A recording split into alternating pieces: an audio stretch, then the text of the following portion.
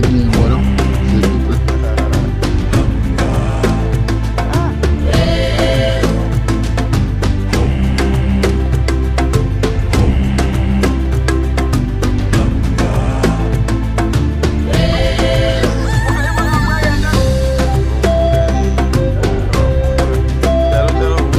Ah, tenir voilà, s'il te plaît, non, mais ouais.